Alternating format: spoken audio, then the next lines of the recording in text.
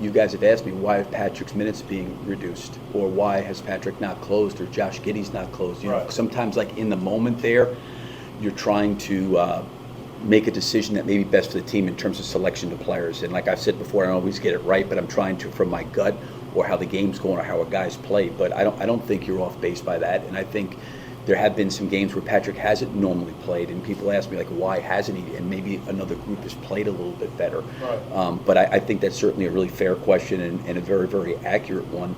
There are some times, quite honestly, as you're looking at what you're saying, is when you get a matchup for, per se, let's say Wiggins, you know, or even like tonight with an Aaron Gordon, you sit there and say Patrick's probably a better matchup Right. for those guys. So sometimes I'm taking that into consideration too, because I think when you do have a Matas, a younger player, or even Julian or Dalen, certainly you want them to go in there and play well. Now, I don't necessarily believe in, like, we're going to hide all these young guys so they don't have to hand, like I thought what happened to Matas in Golden State with Wiggins was great. He needed to go through that because he's going to have to guard his position.